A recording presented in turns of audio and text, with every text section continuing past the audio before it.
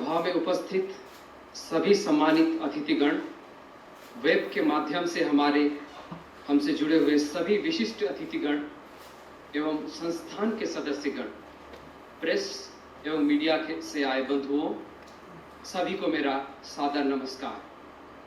आज CSIR केंद्रीय खनन एवं ईंधन अनुसंधान संस्थान का 75वां स्थापना दिवस मनाया जा रहा है। आज मैं स्वयं को अत्यंत गौरवशाली महसूस कर रहा हूं और मुझे पूरा यकीन है कि इस महान संस्थान से जुड़े सभी सदस्य भी इस भावना से गौरवान्वित हो रहे होंगे कि हमारे जीवन काल में यह गौरवमय दिन आया और हम इस ऐतिहासिक दिन के साक्षी बने। आज ही के दिन 17 नवंबर 1946 को अंतरिम राष्ट्रीय सरकार के तत्कालीन माननीय मंत्री श्री C.H. भाभा के द्वारा इस महान संस्थान की आधारशिला रखी गई थी। स्वाधीनता के बाद से भारतवर्ष में प्रौद्योगिकी के पुनरुत्थान एवं आत्मनिर्भरता अर्जित करने में इस संस्थान ने अत्यंत महत्वपूर्ण भूमिका निभाई है। आज के दौर में कोयला एवं खनिजों का खनन देश के विकास का सूचक है और कोयले का उपयोग सदियों से एक प्रमुख ईंधन के रूप में किया जा रहा है। इस पावन अवसर पर मैं डॉक्टर आशीष कुमार घोष, प्रधान वैज्ञानिक, संस्थान की ओर से आप सभी का हार्दिक स्वागत करता हूं।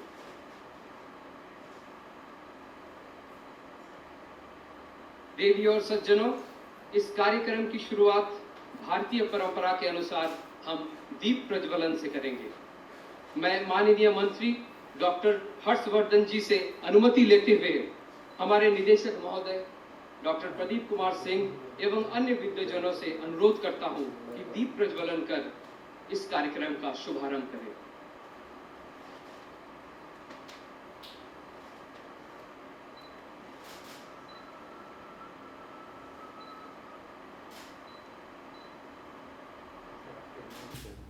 हाँ, यस, करिए, गो अहेड।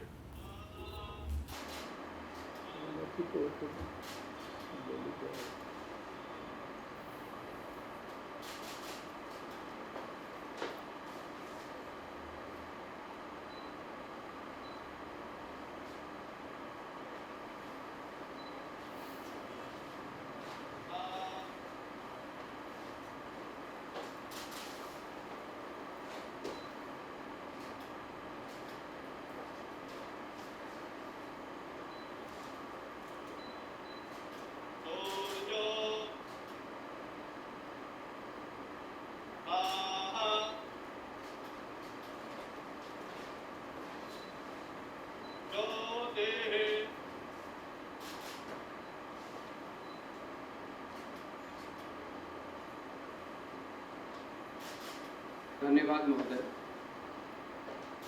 हमारा यह महान संस्थान आज प्रगति के पथ पर अग्रसर है। विगत कुछ वर्षों से हमारे निदेशक डॉक्टर प्रदीप कुमार सिंह के नेतृत्व में इस संस्थान ने कई बुलंदियों को हासिल किया है।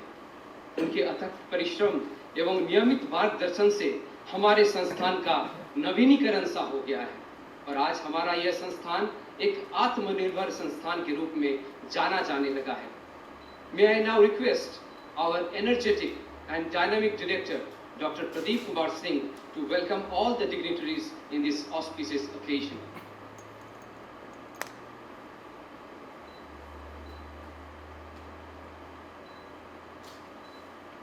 Namaskar, good morning. Greetings and gratitude to all in the CSIR Central Institute of Mining and Fuel Research Platinum Jubilee Celebration function in person and in digital mode. Sir, I am truly honored and humbled in welcoming our respected Dr. Harshvardhan ji, Honorable Minister of Science and Technology, Earth Sciences and Health and Family Welfare and Vice President CSIR.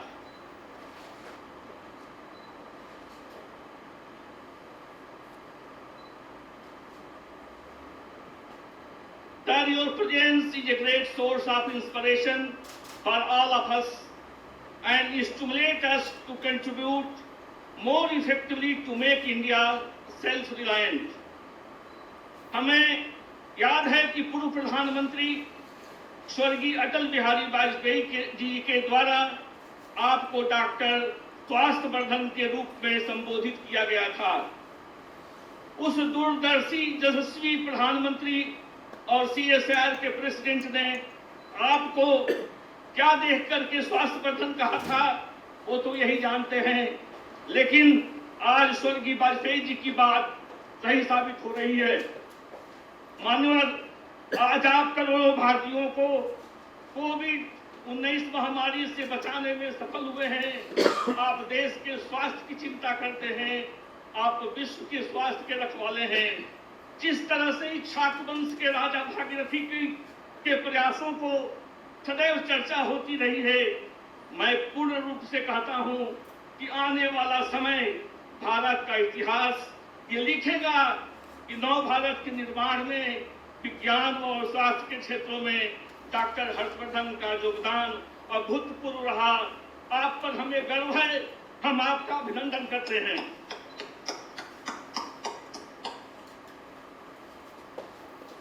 I express my sincere thanks to Padma Shri Padma Vibhushan Dr. V.K. Saraswat, member Niti Aayog, for his benign presence. Sir, CSIR Simphar is fortunate that we have a mentor, we have a guardian, we have a person who gives the path where to move CSIR Simphar, who always support our R&D initiative. Sir, I am told that time is a rare luxury. Time is a rare luxury which can never be purchased at any cost. So when someone spends it for you, it defines the depth of care they have for you. हम अद्भुत हैं sir, कल से आपने हमें जो समय दिया, या जब पर भी मैं सिम्फर आपको अनुरोध करता है, आप सदैव समय देते हैं। सर, आपका स्नेह, आपका दिशा निर्देश सिम्फर को हमेशा मिलता है। हम आपका स्वागत करते हैं।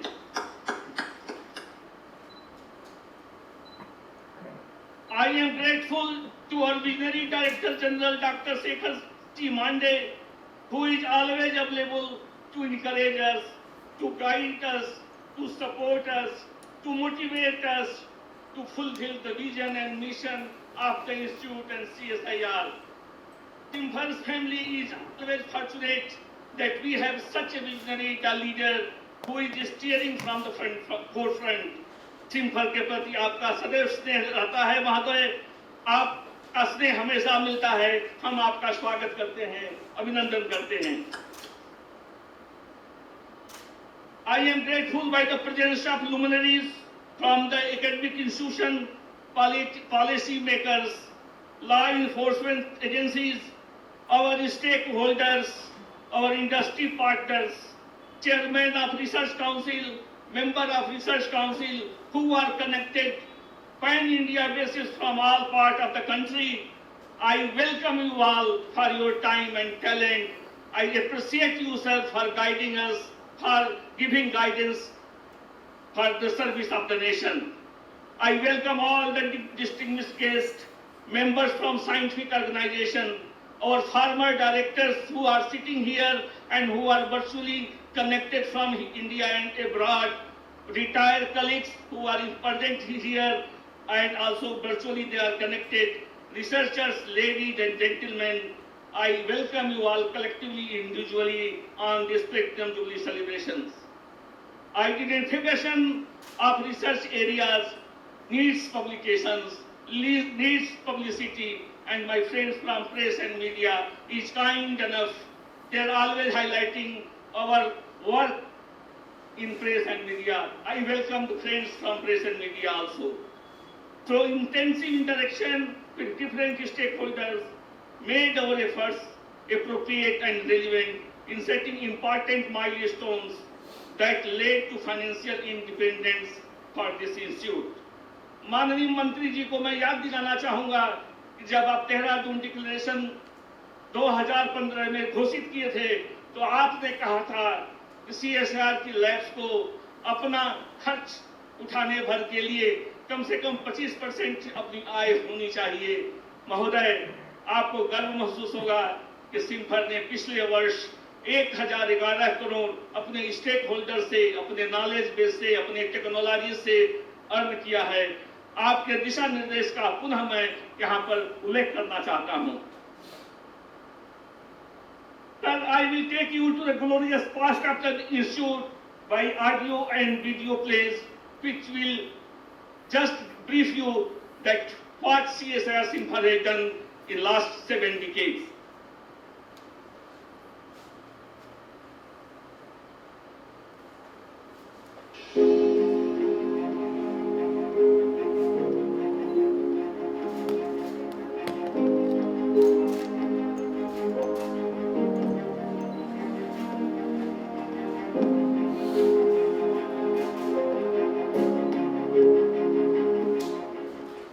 Nature has provided not only unrivaled beauty to the state of Jharkhand, but also the opulence of valuable mineral wealth.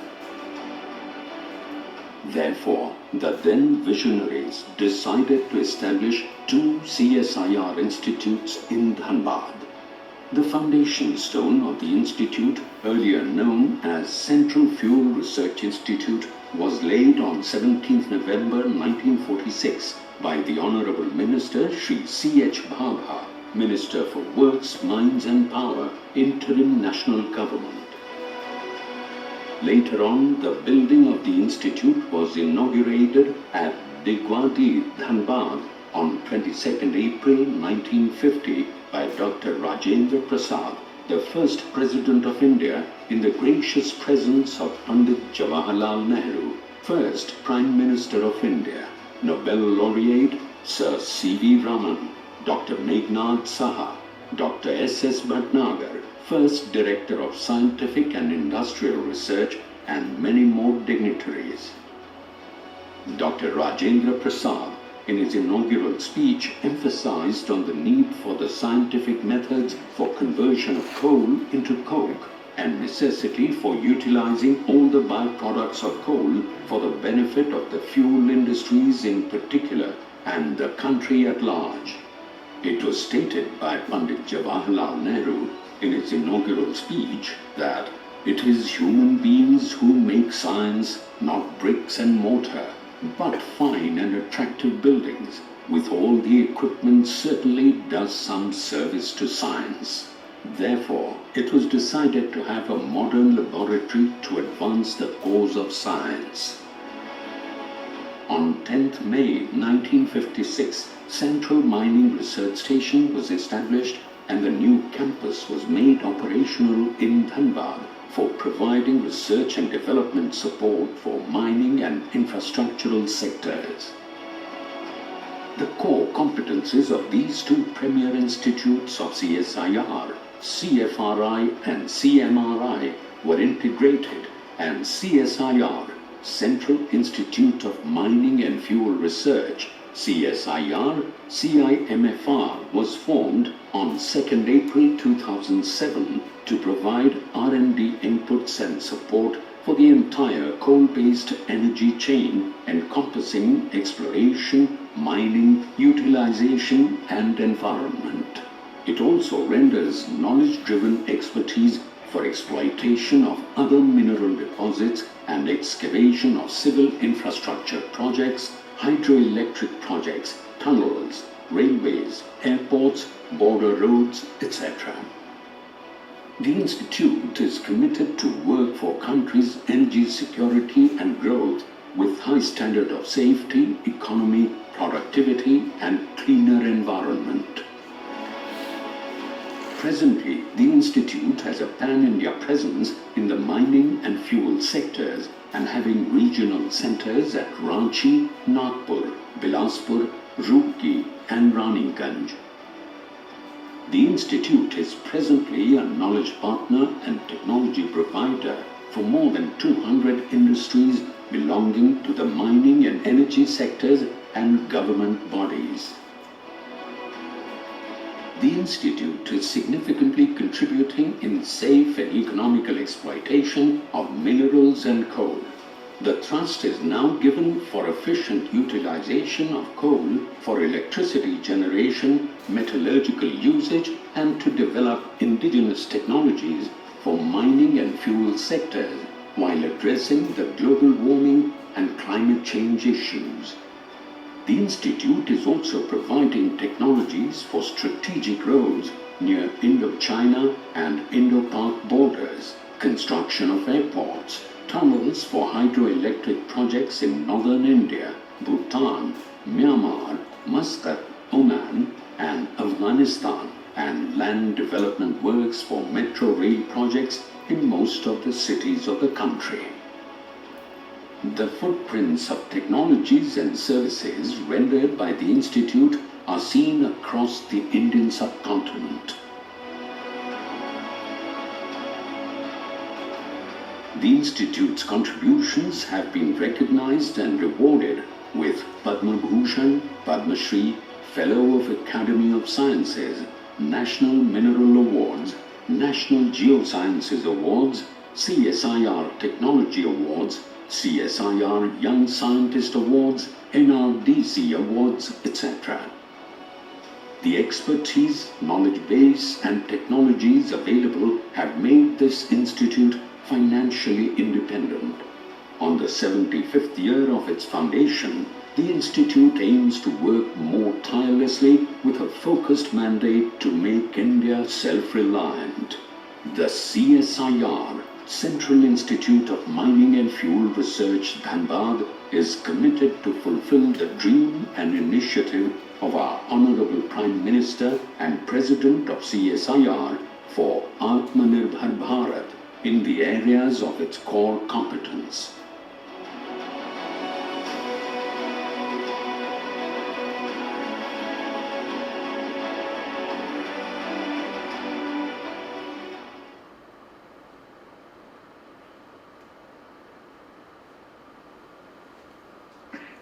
मुझे पूर्ण विश्वास है कि सीएसआईआर सिंपल आप सभी के मार्गदर्शन में भारत को आत्मनिर्भर बनाने में अपेक्षित भूमिका निभाएगा।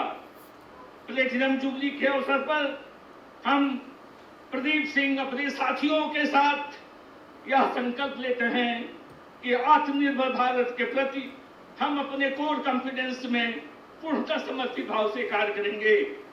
आप सभी ने समय दिया, आपके प्रति आभार, धन्यवाद, थैंक यू, जय हिंद, जय simple.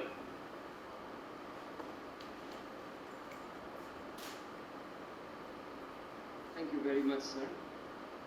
Let me tell you, ladies and gentlemen, this program is running live and can be viewed online on our CIMFR website and Facebook, Twitter, etc. हमारे महानिदेशक डॉक्टर शेखर सी मांडे की प्रेरणा से CSIR ने विज्ञान को समाज कल्याण के लिए समर्पित करने का मिसाल प्रस्तुत किया है। आपके प्रयासों की वजह से आज CSIR ने टेक्नोलॉजी और प्रोसेस में विश्व स्तरीय पहचान बनाई है।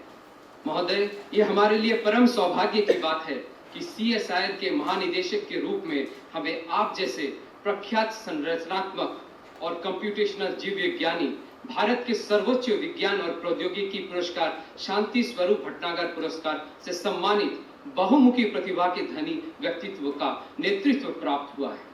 महोदय, CSIR के सभी प्रयोगशालाएं आपके मार्गदर्शन, सहयोग और प्रेरणा से अपने अपने क्षेत्रों में उत्कृष्ट कार्य कर रही है।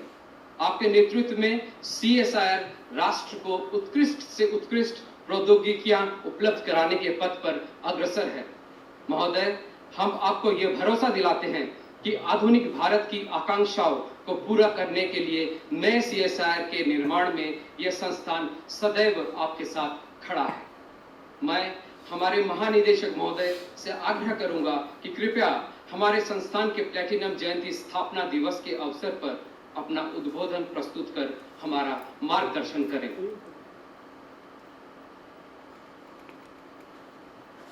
आदरणीय विज्ञान, प्रौद्योगिकी, पृथ्वी विज्ञान, स्वास्थ्य और परिवार कल्याण मंत्री और CSIR सोसाइटी के उपाध्यक्ष डॉक्टर हर्षवर्धन जी, यहाँ उपस्थित सदस्य विज्ञान, नीति आयोग, डॉक्टर सारस्वत जी, CSIR सिम्फर के निदेशक डॉक्टर प्रदीप सिंह जी, जैसे कि मैंने कहा आदरणीय विज्ञान प्रौद्योगिकी पृथ्वी विज्ञान स्वास्थ्य और परिवार कल्याण मंत्री और CSIR सोसाइटी के उपाध्यक्ष डॉक्टर हर्षवर्धन जी, यहाँ उपस्थित सदस्य नीति आयोग विज्ञान डॉक्टर सारस्वत जी, CSIR सिम्फर के निदेशक doctor Pradeep Singh ji, CSIR CIMFR के सभी परिवार के सदस्य और प्रेस के मित्रगण, आज मुझे बहुत खुशी है कि आज के इतने शुभ अवसर पर हमारे साथ हमारे माननीय मंत्री जी और CSIR के उपाध्यक्ष डॉक्टर हर्षवर्धन जी उपस्थित है। जैसे कि आपको पता है कि डॉक्टर हर्षवर्धन जी को CSIR के बारे में जितना पता है शायद ही किसी और को CSIR के बारे में इतना कुछ पता होगा। आज CSIR सिम्फर जो 75वें वर्ष में प्रदान कर रहा है, इसके लिए मैं मेरी अपनी ओर से और पूरे CSIR के परिवार की ओर से CSIR सिम्फर का हार्दिक अभिनंदन करता हूँ। ये बहुत ही महत्वपूर्ण दिवस है CSIR सिम्फर के इतिहास में, और आज के दिन बहुत सारी फ्यूचरिस्टिक चीज़ें जो आप लोगों के सामने प्रदान की जाएगी माननीय मंत्री जी के कर कलमों द्वारा, उसके लिए भी मैं आपका हार्दिक अभिनंदन करना चाहूँगा। सर, 3 अलग अलग फैसिलिटीज़ जो है जो आप इनॉग्रेट करेंगे सर, और बहुत फ्यूचरिस्टिक है। जैसे कोल टू सिनगैस का एक प्लांट जो किया जा रहा है, बहुत ही फ्यूचरिस्टिक है। भारत में या मैं समझता हूँ कि एशिया में पहला होगा ये प्लांट जो आप जिसका इनॉग्रेशन करेंगे। और इसी तरह कोकिंग कोल के बारे में भी आप एक जो पायलट प्लांट है वो भी आपके द्वारा इनॉग्रेट किया जाएगा। आज सभी का मैं अभिनंदन करता हूं, जो कि वक्त बहुत कम है, इसलिए मैं अपना भाषण यहीं समाप्त करता हूं। और हम लोग सब उत्सुक है माननीय डॉक्टर हर्षवर्धन जी का मार्गदर्शन पाने में। तो मैं वापस अपना भाषण समाप्त करके आपके पास आता हूं कि अगला कार्यक्रम बढ़ाने के लिए। बहुत बहुत धन्यवाद। Thank you very much, sir, for your gracious presence and your blessings. In the gracious presence of our esteemed guests, Dr. V.K. Saraswat, Dr. Shekhar C. Mande, and other dignitaries, may I request our honorable chief guest, Dr. Harshvardhan ji, to unveil the Platinum Jubilee logo of CSIR CIMFR.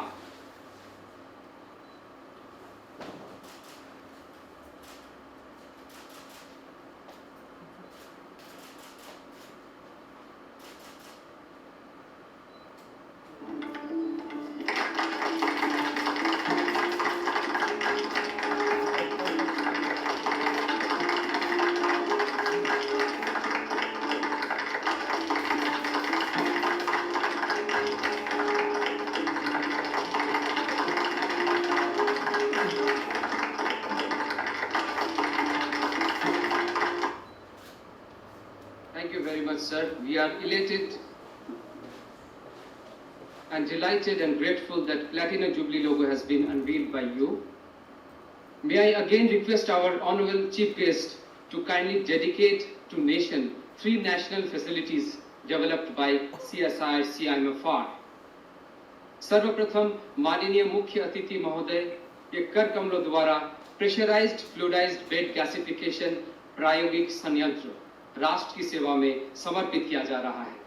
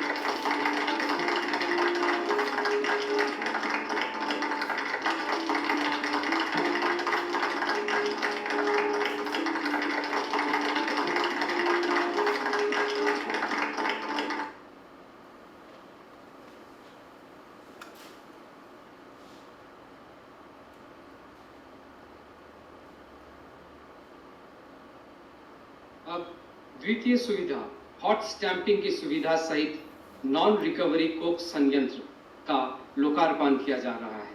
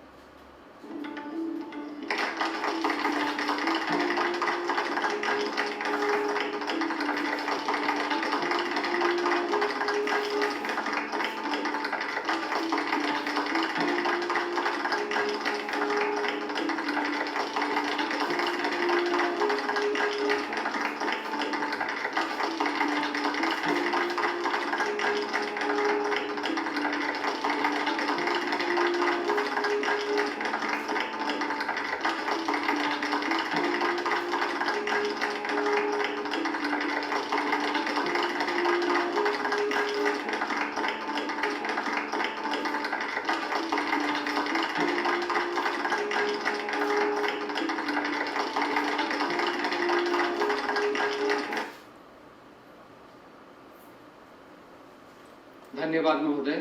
राष्ट्रीय सुविधाओं के लोकार्पण की कड़ी में माननीय महोदय तृतीय सुविधा सामरिक एवं आधारिक क्षेत्रों के लिए उत्कृष्टता केंद्र का लोकार्पण कर रहे हैं।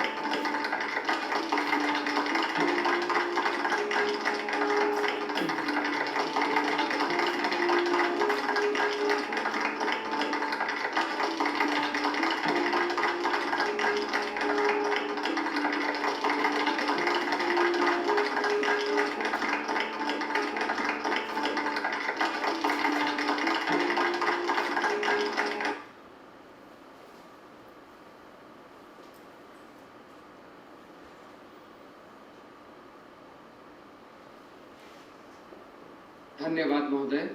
महोदय, संस्थान की ये तीनों सुविधाएं आने वाले दिनों में तो आत्मनिर्भर बनाने में अहम भूमिका निभाएंगे। अब हमारे संस्थान की गौरवशाली गाथा को हमने कॉफी टेबल पुस्तक के माध्यम से प्रस्तुत करने का प्रयास किया है। मैं हमारे माननीय मुख्य अतिथि महोदय से पुनः आग्रह करता हूं कि कृपया इस कॉफी टेबल पुस्तक का विमोचन करें।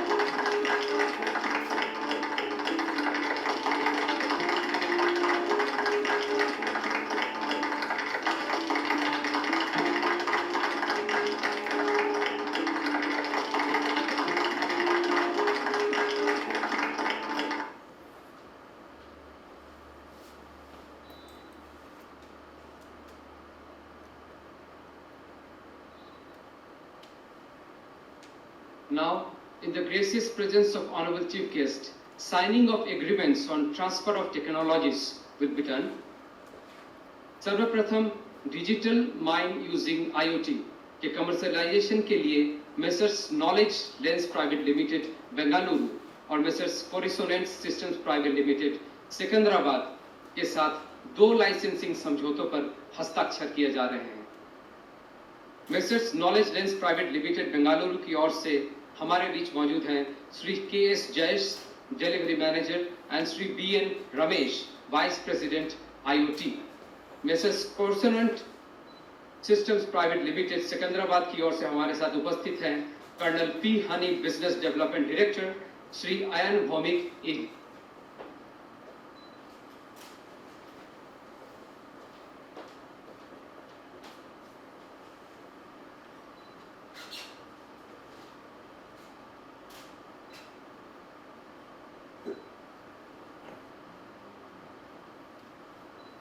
इस कड़ी में अगला है collaborative agreement for development of latest techniques for application of geosynthetic concrete cement mat GCCM for Indian Jio mining conditions, development of intelligent slope deformation monitoring system and turnkey based projects implementation of GCCM material in mining and other areas. जो CSIR, CIMFR, Dhanbad और messrs Sandros spares private limited Nagpur के बीच हस्ताक्षरित हो रहा है। Mrs Sandros spares private limited की ओर से यहाँ उपस्थित हैं श्री प्रशांत कावरा MD CEO एवं श्री बग्गादेव मैनेजर।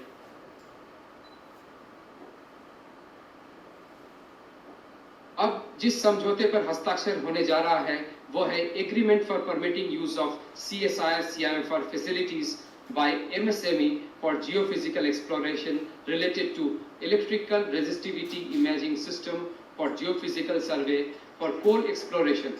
इसमें messrs AKD geo mining solutions private limited Ranchi के साथ समझौते किए जा रहे हैं। Messrs AKD geo mining solutions private limited Ranchi की ओर से श्री अरूप कुमार दास मैनेजिंग डायरेक्टर समझौते पर हस्ताक्षर कर रहे हैं।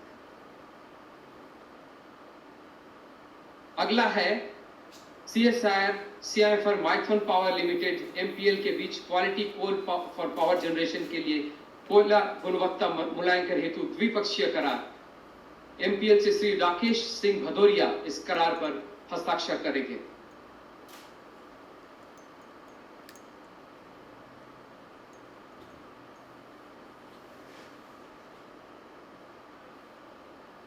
Quality coal for power generation के लिए कोयला गुणवत्ता मूल्यांकन हेतु द्विपक्षीय करार। MPL से श्री राकेश सिंह भदौरिया इस करार पर हस्ताक्षर करेंगे।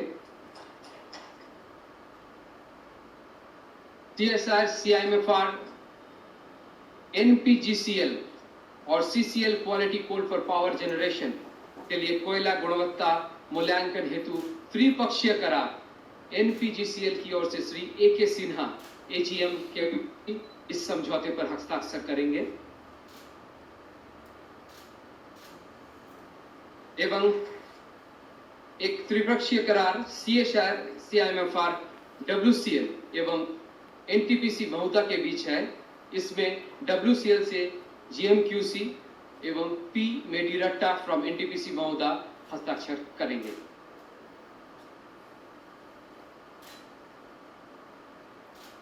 धन्यवाद सर।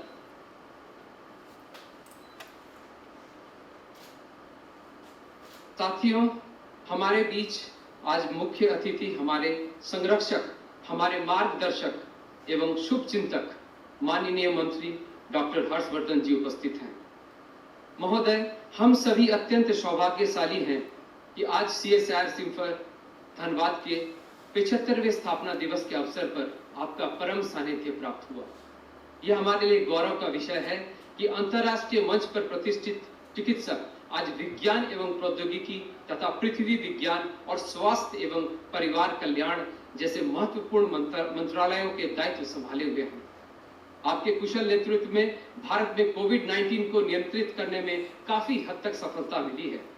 यह आपके दूरदृष्टि, कठिन परिश्रम एवं योजना ही थी कि कोविड-19 का कुप्रभाव हमारे देश में बहुत ही कम हुआ है। कोविड-19 में आपके मार्गदर्शन में किए गए कार्यों की प्रशंसा पूरे विश्व में की जा रही है। यह देश आपके इस योगदान को हमेशा याद रखेगा। महोदय, पोलियो उन्मूलन के क्षेत्र में भी आपका समर्पित योगदान मील का पत्थर साबित हुआ है। पोलियो कार्यक्रम की कामयाबी पर विश्व स्वास्थ्य संगठन द्वारा polio eradication champion award commendation medal से भी आपको सम्मानित किया गया है। मान्यवर, सिम्फर परिवार आपकी उपस्थिति से कृतार्थ है। महोदय, आपसे आग्रह पूर्वक निवेदन है कि आप अपने आशीर्वचनों से हमें आलोकित करें। DG CSIR doctor Shekhar Mande ji, Niti Aayog के वरिष्ठ सदस्य जो विज्ञान के क्षेत्र से जुड़े हैं, ऐसे डॉक्टर VK सारस्वत जी, हमारी इस प्रतिष्ठित लेबॉर्ट्री सिम्फर के डायरेक्टर डॉक्टर प्रदीप कुमार सिंह, कार्यक्रम का संचालन कर रहे वरिष्ठ वैज्ञानिक डॉक्टर आशीष घोष, आज के इस कार्यक्रम में उपस्थित सिम्फर से जुड़े हुए सभी वैज्ञानिक, सभी दूसरे लैब्स में काम करने वाले, उनके सहयोगी, इस बहुत बड़े प्रतिष्ठित संस्थान के सभी कर्मचारीगण, देश की दूसरी CSIR की और संबंधित प्रतिष्ठित लेबॉर्ट्रीज़ के सभी डायरेक्टर्स, वैज्ञानिक, रिसर्चर्स, जैसा कि बताया गया बहुत सारी रिसर्च काउंसिल्स के लोग हैं, बहुत सारे एकेडमिक वर्ल्ड के लोग हैं, बहुत सारे इंडस्ट्री के लोग हैं, कॉरपोरेट जगत के लोग हैं, और मैं देख रहा हूँ कि इस कार्यक्रम में भी बड़ी मात्रा में फिज़िकली भी बहुत सारे लोग कार्यक्रम के अंदर मुझे उनकी उपस्थिति दिख रही है। और ये स्वाभाविक भी है कि ये अवसर बहुत ही पवित्र और बहुत ही पुनीत अवसर है। हम सब के लिए केवल कल्पना करने योग्य है। आज ही के दिन लगभग 74 साल पहले, आज 75वां साल शुरू हो रहा है। शायद अधिकांश लोग जो कार्यक्रम में शिरकत कर रहे हैं, मेजॉरिटी लोग तो उस समय पैदा नहीं हुए थे। ना तो डायरेक्टर साहब पैदा हुए थे, ना मैं पैदा हुआ था। और जो लोग इंडस्ट्री के भी दिख रहे हैं मुझे, वो भी कोई मुझे ऐसा उम्र वाला नहीं दिखाई दिया जो 1946 के अंदर जन्म ले चुका होगा। लेकिन हम सब भाग्यशाली हैं कि आज सिम्फर का प्लैटिनम जुबली ईयर का शुरुआत हो रहा है, और उसको कोविड महामारी के भयंकर रूप का सामना करते हुए भी हम उन महान लोगों को स्मरण करने का प्रयास कर रहे हैं, जिनकी दूरदृष्टि के कारण आज ये इतना बड़ा संस्थान भारत के लिए और दुनिया के लिए, देश की इंडस्ट्री के लिए बहुत बहुआयामी अपनी सेवाएं दे रहा है। आत्मनिर्भर भारत, नया भारत बनाने के प्रधानमंत्री जी के सपने को साकार करने के लिए बहुत बड़ा उसमें अपना योगदान दे रहा है। देश आज़ाद हुआ 1947 में, CSIR का जन्म हुआ 1942 में।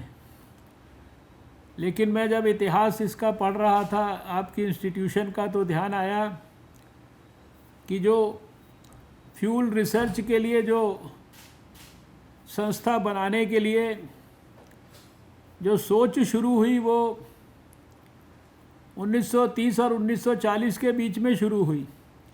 1940 के अंदर वो कमेटी बनाई गई जिसने कि ये लक्ष्य तय किया, और उस लक्ष्य के तहत 1946 में ये देश के उस समय के एक मंत्री CH भाभा जी की उपस्थिति में फ्यूल रिसर्च इंस्टीट्यूट का फाउंडेशन स्टोन रखा गया। कल्पना करिए कि CSIR का जन्म 5 साल पहले हुआ, और इसका जन्म भी 1 साल पहले हुआ भारत के आज़ाद होने के। और भारत का आज़ाद होने के बाद जब फ्यूल रिसर्च इंस्टीट्यूट उसका जो इनॉग्रेशन हुआ है, आज के दिन में भी जब हम कल्पना करते हैं कि किसी कार्यक्रम के अंदर राष्ट्रपति जी और प्रधानमंत्री जी एक साथ हों, और ख़ासकर जब देश को आज़ाद हुए 3 साल हों, और उस समय कितना बड़ा देश के बड़े लीडर्स के ऊपर कितना बड़ा मानसिक दबाव होगा, कितनी सारी चीज़ें करनी होंगी। आज तो सारा कुछ बहुत आगे बढ़ चुका है, उसको और आगे बढ़ाने की बात होती है, उसको और ज़्यादा व्यवस्थित करने की बात होती है। लेकिन उस ज़माने में एक ही फंक्शन पर राष्ट्रपति जी का भी आना, प्रधानमंत्री जी का भी आना, और उस समय जैसा कि बताया गया कि डॉक्टर एस.एस. भटनागर जैसे लोग जो कि CSIR की स्थापना के साथ कितने व्यापक पैमाने पर जुड़े हैं, और नोबल लॉरिएट, भारत सौभाग्यशाली है कि डॉक्टर C.V. रमन को नोबल प्राइज़ मिला। हम लोग उसके बाद से इंतज़ार कर रहे हैं कि कोई और वैज्ञानिक को भारत के अंदर काम करते हुए नोबल प्राइज़ मिलेगा। तो वो खुद उस कार्यक्रम के अंदर उपस्थित थे। डॉक्टर मेघनाथ साहा जैसे लोग, जिनका नाम लेने से ही एक शरीर में नई किस्म की ऊर्जा, नई किस्म की प्रेरणा, नई किस्म का उत्साह पैदा होता है। वो सारे के सारे लोग इस संस्थान के जन्म के समय, वो ठीक है कि बाद में एक माइनिंग के रिसर्च के लिए एक और इंस्टीट्यूशन डेवलप हुआ, और बाद में 2007 के अंदर इन दोनों इंस्टीट्यूशंस को, क्योंकि दोनों का काम एक प्रकार से सिनर्जी के साथ एक साथ काम करने पर उसकी योग्यता, उसकी क्षमता, उसका आउटपुट, उसके आउटकम्स वो बहुत गुना बढ़ जाते हैं। तो 2007 तक आते आते ये संस्थान जो है, ये खाली अकेले माइनिंग के रिसर्च का या खाली अकेले फ्यूल के रिसर्च का नहीं रहा, ये माइनिंग के भी और फ्यूल के दोनों के रिसर्च का एक बड़ा प्रतिष्ठित संस्थान बन गया। और आज जैसा अभी डॉक्टर प्रदीप कुमार सिंह ने कहा कि संस्थान अपने पांव पर खड़ा है। मुझे ख्याल है कि जब आखिरी बार, जब पिछली बार बात हुई थी या कोई मैंने भाषण सुना था, शायद विज्ञान भवन में सुना होगा, जब ये संस्थान कार्यक्रम अपने वहाँ से धनबाद से आके दिल्ली के विज्ञान भवन में करता है, तो शायद मुझे याद है कि 300 करोड़ रुपए तक हम जनरेट करते हैं। आज बताया गया कि 1011 करोड़ रुपया संस्थान जो है वो अपनी योग्यता और उसके आधार पर जो वो एडवाइस देता है इंडस्ट्री को, एक या दो इंडस्ट्रीज़ को एडवाइस नहीं देता है, वो देश में 200 इंडस्ट्रीज़ को एडवाइस देता है, ये भी अभी बताया गया। और आज भी जब बहुत सारी योजनाओं को शुरुआत करने का मुझे सौभाग्य मिला, प्लैटिनम जुबली के लोगों से लेकर और कॉफ़ी टेबल बुक तक, और 3 बड़े बड़े प्रोजेक्ट्स, और जब मैं उनकी तस्वीरें देख रहा था तो मुझे मन मेरा बेचैन हो रहा था, क्योंकि ये वर्चुअल तरीके से कुछ भी करने से मुझे उतना आनंद नहीं आता। मैंने साइंस एंड टेक्नोलॉजी मिनिस्टर बनने के बाद पिछले सालों में देश की एक एक लेबॉर्ट्री के अंदर जाकर उसके एक एक पक्ष को बहुत बारीकी से देखने का, समझने का प्रयास किया है। एक एक वैज्ञानिक के साथ हार्ट टू हार्ट बात करने की कोशिश की है, एक एक इक्विपमेंट की डेप्थ को समझने की कोशिश की है, उसके आउटपुट्स को समझने की कोशिश की है। और शायद कोई ही लेबॉर्ट्री अभी तो देश में मुझे ध्यान नहीं कि जहां मैं पिछले सालों में ना गया हूं। आपके जब धनबाद में आया था कुछ वर्ष पूर्व, तो पूरे 2 दिन वहां पर लगाए थे, और ज़िंदगी में पहला शायद मुझे जहाँ तक स्मरण है कि वो एक अनूठा अनुभव था कि माइन के अंदर जाने का भी जो है मैंने अनुभव जो है प्राप्त किया था। किस प्रकार से कोयले से हम कोक बनाते हैं और कोयले का इस्तेमाल कैसे करते हैं, और कोयले की क्वालिटी की टेस्टिंग के लिए बाद में कोल मंत्रालय के साथ एग्रीमेंट करके और सारे देश के अंदर जो कोयला माइन से निकाला जाता है, उसकी क्वालिटी और उस क्वालिटी के हिसाब से फिर उसकी उपयोगिता को देश कैसे इस्तेमाल करेगा, उसके बाय प्रोडक्ट्स को कैसे फ्यूल इंडस्ट्री के लिए इस्तेमाल करेगा, बहुत सारे उसके जो पक्ष हैं। आज तो देश में एनर्जी के संदर्भ में, क्लीन एनर्जी के संदर्भ में प्रधानमंत्री जी के बहुत बड़े व्यापक लक्ष्य हैं और सारी दुनिया के अंदर जो क्लाइमेट चेंज के दृष्टि से भी जो कुछ करना कराना तय हुआ है, उसमें भी भारत की प्रतिष्ठा अंतर्राष्ट्रीय मंच पर कितनी बड़ी है, वो मैंने स्वयं 2 साल से ज़्यादा समय तक एनवायरनमेंट मिनिस्टर रहते हुए जब अंतर्राष्ट्रीय स्तर पर जो मीटिंग्स होती थी क्लाइमेट चेंज और ग्लोबल वार्मिंग का चर्चा करने के लिए, उन मीटिंग्स के अंदर मैंने देखा है और कैसे इतनी तेज़ी के साथ भारत अपने जो निर्धारित लक्ष्य हैं उनको पूरा करता जा रहा है। वो सारी चीज़ें देखी हैं। आपकी ये लेबॉर्ट्री को भी देखा है, पुरानी जहाँ पर होती थी और अभी नई जहाँ पर है, वो सारी चीज़ें देखी हैं बहुत विस्तार से। आज शायद उनकी चर्चा मेरे को करने के लिए समय नहीं है। आपके भी बहुत सारे कार्यक्रम आज सुबह से मैं देख रहा हूँ कि लाइंड अप हैं, सुबह से लेकर शाम तक आप सीरीज़ ऑफ कार्यक्रम कर रहे हैं।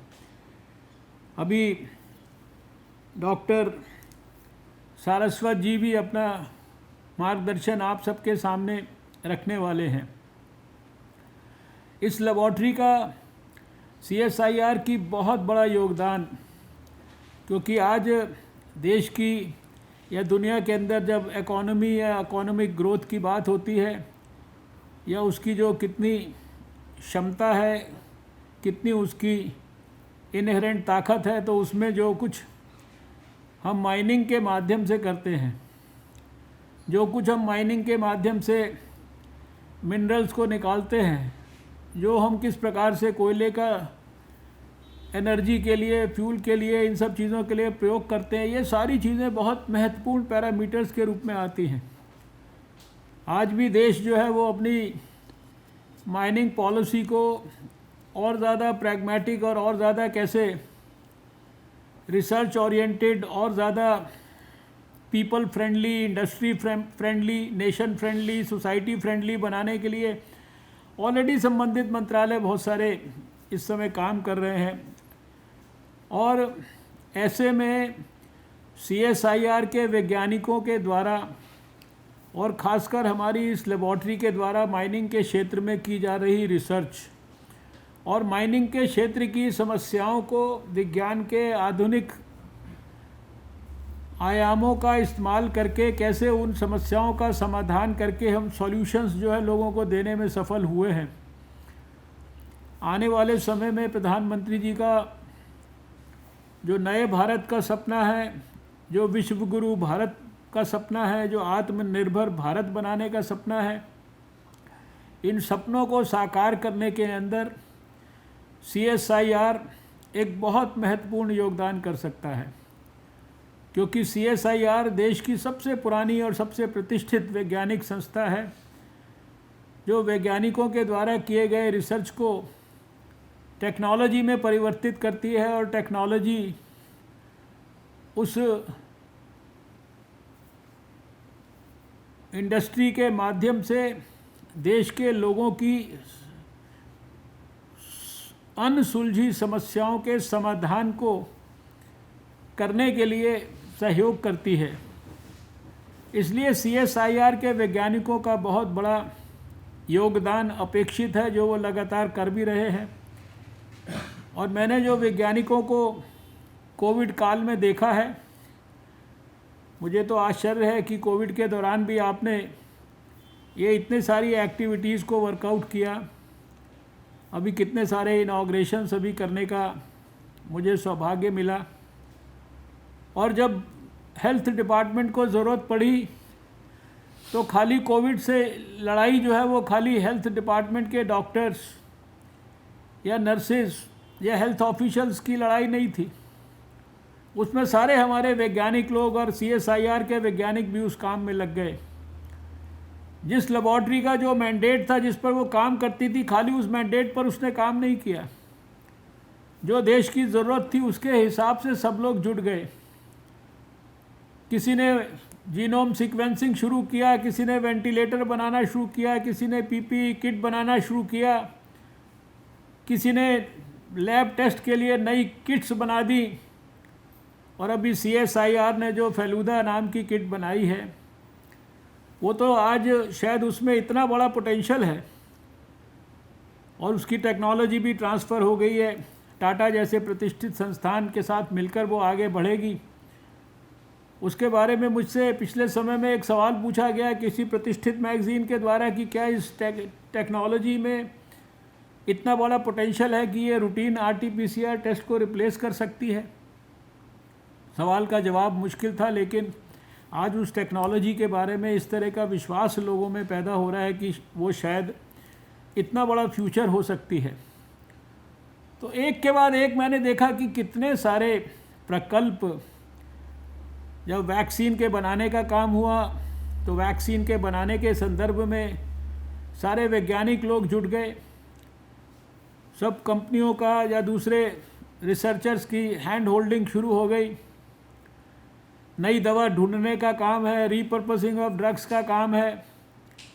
इतने सारे काम वैज्ञानिकों ने इस दौरान किए हैं और मुझे इसको नज़दीक से देखने का सौभाग्य इसलिए मिला कि मैं देश का साइंस एंड टेक्नोलॉजी मिनिस्टर भी था, देश का स्वास्थ्य मंत्री भी था, इसलिए ये सारे संबंधित पक्षों को नज़दीक से मॉनिटर करने का मौका मिला।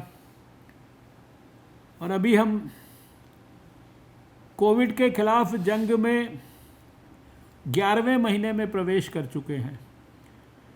स्वास्थ्य मंत्रालय में मैंने पहली मीटिंग कोविड के खिलाफ जंग को लड़ाई लड़ने की स्ट्रैटेजी बनाने के संदर्भ में 8 जनवरी को की थी।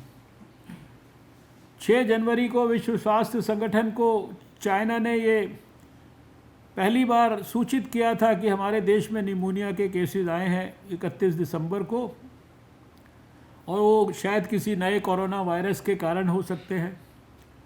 इसको कोविड-19 विश्व स्वास्थ्य संगठन ने नाम दिया वायरस को।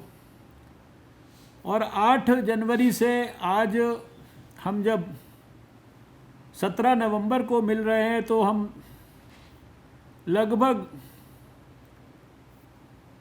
10 महीना और 10 दिन की ये लड़ाई की आयु हो चुकी है। इस 10 महीने में ना तो किसी वैज्ञानिक ने चैन से समय बिताया है, ना किसी हमारे दूसरे अस्पतालों में काम करने वाले कोरोना वॉरियर्स ने। समाज में स्वयंसेवी संस्थाएं भी खड़ी हो गईं। प्रधानमंत्री जी ने भी विषम परिस्थितियों के बावजूद एक के बाद एक योजना उसको लागू किया। ऐसी परिस्थिति में जब दुनिया कह रही है आत्मनिर्भर भारत, या इकोनॉमी के बारे में तरह तरह के प्रश्न उठाती है, वहाँ पर आत्मनिर्भर भारत योजना के लिए इतने व्यापक पैमाने पर सोच रखकर उसके लिए कितने सारे उन्होंने प्रोजेक्ट्स, कितनी सारी दूरदर्शी विज़न जो है देश के सामने रख दिया है। और वो सब चीज़ों की विस्तार से इस समय चर्चा नहीं की जा सकती। लॉकडाउन से लेकर और अनलॉक करने की देश को बोल्ड डिसीजंस के माध्यम से समय की ज़रूरत के हिसाब से जो निर्णय किए गए, आज उसी का परिणाम यह है कि दुनिया में 135 करोड़ लोगों का देश होते हुए भी हम शायद सफलता के जो भी पैरामीटर्स हो सकते हैं उसके ऊपर दुनिया के किसी भी बड़े विकसित देश के साथ कंपैरिजन करते हुए उससे अपने आप को आगे रखने की स्थिति में है। दुनिया का सबसे ज़्यादा रिकवरी रेट, दुनिया का सबसे कम फैटेलिटी रेट, देश में 10 लाख से 15 लाख रोज़ टेस्ट, एक लेबॉर्ट्री से बढ़कर 2080-90 तक हमारी लेबॉर्ट्रीज़ की संख्या आज हो गई है। और जो देश 6 महीना पहले सारी चीज़ें इंपोर्ट करने की स्थिति में था, वेंटिलेटर से लेकर पीपीई किट तक और N95 मास्क तक और टेस्टिंग की दूसरी किट्स तक, आज वो सारी चीज़ें हम एक्सपोर्ट करने की स्थिति में हैं। 1000 से ज़्यादा जो है किट्स जो है वो हमारे जो वैज्ञानिकों ने बनाई हैं, हमारी लेबॉर्ट्रीज़ में जो बनी हैं, डेवलप हुई हैं, वो वैलिडेट हो चुकी हैं। ये सारा कुछ जो कुछ भी संभव हुआ, ये वैज्ञानिकों के योगदान के कारण हुआ। और आपकी इस लेबॉर्ट्री की जो क्षमता है, इसकी जो योग्यता है और इसका जो पोटेंशियल है, इसको मैंने बहुत नज़दीक से खुद ही वहाँ जाकर देखा है, समझा है। आज जो नए इसमें आयाम ऐड हुए हैं, मुझे बहुत उत्सुकता है कि मैं इनको व्यक्तिगत तौर पर स्थिति सुधरने के बाद वहाँ आकर स्वयं देखूं और इन आयामों से और किस प्रकार का गुणात्मक परिवर्तन होगा हमारे आउटपुट्स में, हमारे देश की एनर्जी से जुड़ी हुई जो तकलीफ़ है, समस्याएं हैं, उनको और ज़्यादा दूर करके और ज़्यादा विजनरी और डायनामिक पाथ पर आगे ले जाने में, क्लीन एनर्जी की दिशा में जो हमारी अचीवमेंट्स हैं उसको और ज़्यादा कैसे तेज़ी से हम इम्प्रूव कर पाएंगे, किस प्रकार से हम लोगों के लिए और बेहतर तरीके से बेहतर क्वालिटी के फ्यूल्स प्रोवाइड कर पाएंगे, और किस तरह से हम जो लोग माइनिंग के अंदर काम करते हैं उनकी रक्षा के लिए, माइनिंग इंडस्ट्री के साथ जुड़े लोगों के लिए मॉडर्न साइंटिफिक टेक्निक्स का इस्तेमाल करके कैसे हम उनको अपनी साइंटिफिक एक्यूमेन से मदद कर पाएंगे। ये सारे चैलेंजेस के बारे में आपको सबको पता है। 75 साल का मतलब केवल सेलिब्रेशन करके एक फंक्शन नहीं है। 75 साल का मतलब यह है कि उन लोगों के विज़न और उन लोगों के सपनों को हम स्मरण करने की और उसमें डूबने की कोशिश करें, जिन्होंने वो कमेटी बनाई थी। कल्पना करिए उनका क्या विज़न रहा होगा 1940 में। कल्पना करिए जिन्होंने 1946 में और 1950 के अंदर इस संस्थान को स्थापित किया, आकर इनॉग्रेशन किया। अभी यहाँ पर बताया गया था कि क्या उस समय डॉक्टर राजेंद्र प्रसाद जी ने कहा, क्या उस समय पंडित जवाहरलाल नेहरू जी ने कहा, क्या उस समय सीवी रमन साहब ने कहा। वो सारी चीज़ों को स्मरण करके और उनके विज़न को साकार करने के लिए नई ऊर्जा के साथ हमारे को अब आने वाले समय में आज के इस अवसर पर नए संकल्प के साथ यहाँ से वापस जाना चाहिए। सौभाग्य से इस समय देश को एक ऐसा नेता प्रधानमंत्री के रूप में मिला है जिनकी बहुत ही अभूतपूर्व दूरदर्शिता है, जो राजनीति के माध्यम से इतना बड़ा परिवर्तन देश के अंदर करना चाहते हैं। वो हिंदुस्तान के एक एक व्यक्ति के चेहरे पर मुस्कान वापस लौटाना चाहते हैं, एक एक व्यक्ति की एक एक समस्या का समाधान चाहते हैं, और उस एक एक व्यक्ति की समस्या का समाधान करने में उनको दो जो कम्युनिटीज़ हैं उनके ऊपर विशेष रूप से बहुत ज़्यादा विश्वास है। एक विज्ञान और वैज्ञानिक और एक हमारे नौजवान। वो समझते हैं कि जो यंग लोग हैं वो बड़ा परिवर्तन लाकर दिखा सकते हैं, और वैज्ञानिक जो है वो अपनी योग्यता से। और सच बात यह है कि 6 साल के अंदर विज्ञान मंत्री रहने के बाद मैं इस निष्कर्ष पर पहुंचा हूं कि विज्ञान के पास दुनिया की हर समस्या का समाधान करने का पोटेंशियल है। इस पूरे मदर अर्थ के ऊपर जितनी समस्याएं हैं, जिस दिन वैज्ञानिकों का दृष्टिकोण ये हो जाएगा कि हमको सबको एक एक समस्या को पकड़कर उसी के अंदर दिन रात मग्न होकर उसका समाधान खोजना है, तो फिर समाधान भी खोजा जाएगा, और फिर जो है आपका जो सीवी है वो भी एक से एक शानदार पेपर्स के साथ जो है ग्लोरीफाई होता जाएगा। मैं अनेक वर्षों से एक ही बात को दोहरा रहा हूँ। प्रधानमंत्री जी कहते हैं साइंटिफिक सोशल रिस्पॉन्सिबिलिटी हम अपनी समझे, और ये ऐसे अवसर उसको रीविज़िट करने के हैं। आपको सुनकर खुशी होगी कि अभी हमारे डीएसटी ने साइंटिफिक सोशल रिस्पॉन्सिबिलिटी के ऊपर एक कैबिनेट नोट तैयार किया है, जो बहुत जल्दी साइंटिफिक सोशल रिस्पॉन्सिबिलिटी का कैबिनेट नोट हमारे कैबिनेट में आने वाला है। और मैं तो इसीलिए बार बार बोलता हूँ कि ये इम्पैक्ट फैक्टर जो होता है वैज्ञानिकों का, ये कितनी बार पेपर आपका देखा जाएगा जर्नल में, कितनी बार पढ़ा जाएगा, वो इम्पैक्ट फैक्टर की डेफिनेशन नहीं होनी चाहिए। इम्पैक्ट फैक्टर की डेफिनेशन होनी चाहिए कि आपके रिसर्च से कितने बड़े पैमाने पर जो है लोगों का भला हुआ, कितने बड़े पैमाने पर पीपल सेंट्रिक काम हुए, कितने बड़े पैमाने पर लोगों की जो 70 साल 75 साल की अनसुलझी समस्याओं का समाधान हुआ। तो आज के इस अवसर पर आपकी इस प्रतिष्ठित लेबॉर्ट्री को, यहाँ के वैज्ञानिकों को, डॉक्टर प्रदीप कुमार सिंह को और CSIR के DG को, सबको मैं बहुत बहुत बधाई देता हूँ, इस आशा और विश्वास के साथ कि आने वाले वर्षों में आप और नए कीर्तिमान स्थापित करेंगे। और जो आपकी यात्रा चल रही है, खाली हमने रेवेन्यू जनरेट करना है इतना नहीं, रेवेन्यू जनरेट करने के साथ साथ कैसे लोगों की बड़े पैमाने पर समस्याओं का समाधान भी हमको करना है, इसके ऊपर भी और ज़्यादा नए सिरे से फोकस आप करके ब्रेनस्टॉर्मिंग करेंगे। प्लैटिनम जुबली के समय पर एक ऐसा ग्रुप बनाइए जिसका सोच उसी प्रकार का हो जो उन लोगों का था जो 1940 में वो कमेटी बनाकर इस संस्थान के बारे में जिन्होंने सोच की नींव रखी थी। अब आने वाले 10 साल में, 20 साल में, 25 साल में हमको इस संस्थान को कहाँ तक लेकर जाना है, ताकि जब 100 साल संस्थान के हो तो लोग याद करें कि 75 साल के ऊपर ये सपना देखा था उन लोगों ने जिन्होंने प्लैटिनम जुबली का कार्यक्रम किया था, और उनके इस सपने के कारण ये संस्थान जो है 100 साल की उम्र के अंदर यहाँ पर पहुँचा। हो सकता है कि जब 100 साल होंगे तो हम में से, आप में से कोई शायद ना हो इस कार्यक्रम में इस तरह के शामिल होने के लिए।